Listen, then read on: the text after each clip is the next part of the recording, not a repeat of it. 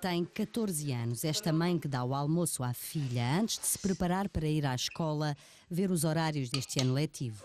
Tem 14 anos e engravidou aos 12, depois de fugir de casa da mãe e de encontrar um teto na casa do namorado. Tinha saído de casa. Saí de casa, depois como eu conhecia ele, ele levou lá para a casa dele. Depois fiquei lá a morar. Saíste de casa porquê? Porque não dava com a minha mãe. Não te davas com a tua mãe? Uhum. E a tua mãe sabia que tu vivias com o teu namorado? Eu penso que sim. Pensas que sim, como? Não lhe disseste? Não. Porque depois quando eu saí de casa, já não voltei mais. Depois ela também fiquei um ano sem saber dela. E ela também de mim. Sem saber da mãe, largou a escola e passou a viver com um namorado.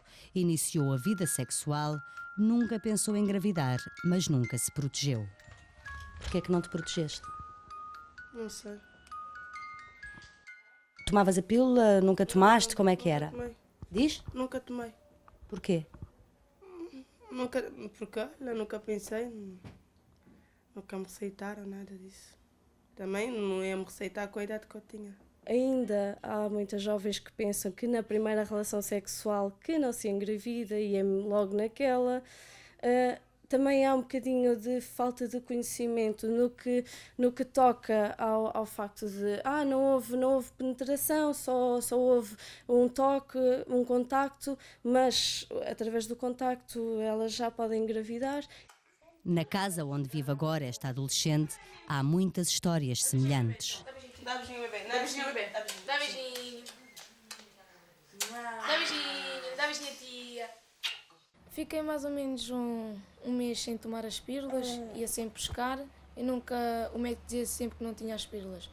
Fiquei sempre a não tomar as pílulas, a ter relações, a não usar preservativo também. As pílulas, quando eu comecei a tomar, comecei a vomitar. Começou-me a dar dores de barriga, tonturas. Depois eu fui fazer os testes, fui fazer o exame primeiro para saber o que se passava comigo.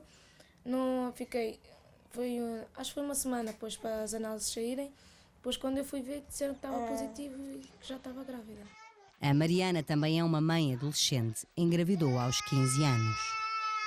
Fiquei assustada, fiquei com medo, o que é que ia se passar, como é que ia correr, se ia correr tudo bem ou não. Falaste com a tua família na altura? Sim, falei sim. E o que é que eles disseram? Agiram bem, a minha mãe disse que é para não ficar com medo, que é para deixar as coisas correrem em frente, não é preciso me preocupar com nada. Apanhei um susto. E fiquei em baixo. Em baixo quer dizer o quê? Olha, fiquei triste. Porquê? Porque eu não queria ter filho. Olha, nunca pensei em ter um filho. Não querias ter mesmo no futuro? Eu também queria ter, mas também não queria tirar. Tanto a Vanessa como a Mariana nunca pensaram em engravidar nem mudar a vida de um dia para o outro, mas foi isso que aconteceu. Uma doutora foi lá ter a tia da Maia e viu as condições e disse que não tinha condições para eu estar lá, porque a casa era muito pequenina para eu ter outra bebê lá. Então depois perguntaram se eu queria vir para aqui, disseram como é que era e eu aceitei. Ela foi prematura, nasceu aos 7 meses, depois tive que falar com a assistente social do hospital, a falar até comigo, a dizer como é que está o meu caso, isso tudo. Depois foram ver a casa, disseram que não tinha condições para estar com a miúda, essas coisas que mandaram para ficar em casa. Depois mandaram para a proteção de criança, aquelas senhoras que mandam a gente para o colégio. Fui lá falar com elas e elas disseram que não há condições, que eu tenho que ir para um colégio com a minha filha. Não é um colégio, mas sim uma residência para mães adolescentes da Ajuda de Mãe, o local onde vivem agora.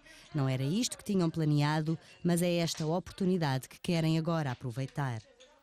Não estava a estudar, não fazia nada.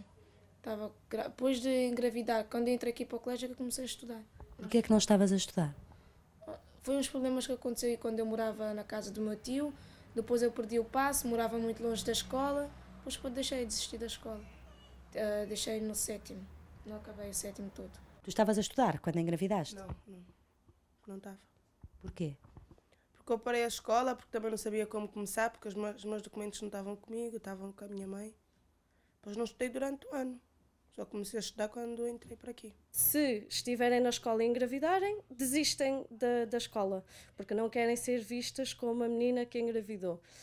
Muitas vezes também o que já acontece muito é o absentismo escolar e depois engravidam e depois não voltam à escola porque não têm esse projeto, porque se um dia já desistiram, não é agora que vão voltar, preferem procurar um trabalho para sustentar os filhos. E é essa tendência que vocês tentam contrariar? Exatamente, é sempre a procura de as encaminhar para a escola, para elas conseguirem ter, no mínimo, a escolaridade obrigatória. É esse o objetivo da maioria das jovens aqui acolhidas, encontrar um trabalho depois de terminada a escolaridade obrigatória. Enquanto isso não acontece, vão aprendendo a ser mães nesta casa onde há regras com objetivos definidos. Temos uma escala de tarefas, porque a casa é onde elas vivem, é a casa delas.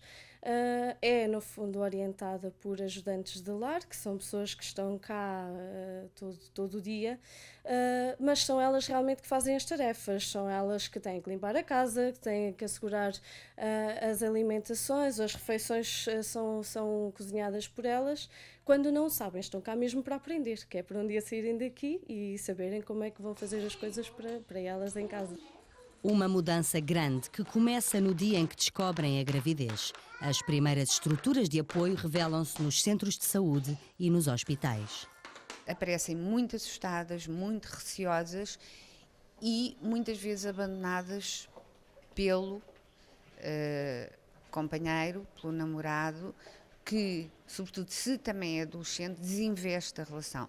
Portanto, é uma perda para elas, além de terem que ser confrontadas com uma gravidez que não previam, são confrontadas com o luto de perder o seu companheiro e o seu namorado. É uma consulta diferente porque a grávida adolescente precisa de muito apoio. Toda a grávida precisa de apoio, mas então a adolescente de muito apoio. Não só clínico, como psicológico, como da parte da assistente social. Nesta consulta do Hospital de Santa Maria, o número de partos de mães adolescentes tem vindo a aumentar. Nós tivemos à volta de 33 partos, 33 ou 34 partos em 1998 de grávidas até aos 17 anos e em 2005 tivemos 68 partos de grávidas até aos 17 anos. Não é esta a tendência nacional. Nos últimos 5 anos, a percentagem do número de partos de raparigas até aos 19 anos desceu 41,5%. Se em 2000 foram registados mais de 7.600 casos, em 2005 esse número caiu para pouco mais de 4.500. Salima Vieira é mais uma adolescente a integrar a estatística. Tinha 16 anos quando engravidou e não demorou a perceber que tinha de mudar de vida. Na minha vida aconteceu assim, fiquei grávida e depois é que eu comecei a pensar, tive este tempo todo perdido, foi este tempo, não vai haver mais tempo perdido. Antes de ter a Irina era uma vida diferente, não tinha projetos, não pensava em nada como seria daqui a 5 ou 6 anos. Com a Irina já comecei a pensar, esta criança precisa daquilo que todas as crianças têm, de uma vida normal, de um projeto de vida, de uma família, apesar de ser só eu, não é? De uma família, de um futuro em frente que possa caminhar e possa ser alguém. Quem fala assim parece não ter dúvidas sobre o caminho a seguir. Chegou a esta produtora de filmes e fotografia por causa de uma formação realizada na Associação Humanidades. Estou inserida num projeto, Centro de Apoio à Mulher, em que nós fazemos uma formação básica de competências para a vida durante 4 meses. Seguindo esses 4 meses, fazemos um estágio na área em que nós gostávamos de fazer e foi isso que aconteceu. Esta formação pretende dotar as mães adolescentes de competências parentais, mas não só. Fazemos a nossa carta de recomendação, o nosso currículo, temos vários exercícios que tenham a ver com os trabalhos, temos entrevistas, filmámos entrevistas, tudo isso fez com que apanhássemos talvez um bocado da realidade do que era o mundo do trabalho. O nosso ponto de partida são as jovens e, portanto, elas próprias definem o tipo de ocupações profissionais que gostariam de ter em função desses desejos, das competências que elas próprias já identificam como sendo adequadas ao posto de trabalho. Nós fazemos os contactos com empresários, sim, e de facto conseguimos acordos com muitos empresários e teremos muitos mais no futuro. São vários os empresários que colaboram com esta associação e que decidem arriscar. Seria ótimo que todos tivéssemos essa consciência, porque não custa nada ter uma rapariga nestas condições connosco e dar uma hipótese de vir a mudar a sua vida, porque estas raparigas com estas histórias têm uma vida à partida traçada já, que se não formos nós a intervir ou com consciência de que podemos alterar alguma coisa, é complicado, não é? Também estou a começar a aprender as coisas e cada vez estou a aprender mais e estou a gostar muito e vou fazendo sempre o meu melhor, claro. Mas já aprendi imensas coisas novas e estou a gostar mesmo muito. Vive na residência do Centro de Apoio à Mulher, um espaço pensado para acolher casos de emergência social de mães adolescentes. É também neste local que se realiza a formação de 4 meses e é também aqui que existe uma creche para as mães adolescentes deixarem os filhos enquanto estão a trabalhar. Qualquer jovem entre os 15 e os 19 anos que esteja numa situação de desfavorecimento socioeconómico, que habite na região de Lisboa, portanto que esteja numa distância facilmente ultrapassável por transportes públicos, que precise, que queira mesmo começar a comandar a sua própria vida, ser cidadão de plenos direitos, pode recorrer a nós. O Centro de Apoio à Mulher e a Ajuda de Mãe são 2 associações dedicadas exclusivamente a apoiar mães adolescentes. Mães que muitas vezes têm de dar colo quando ainda precisam dele e para quem o futuro é hoje.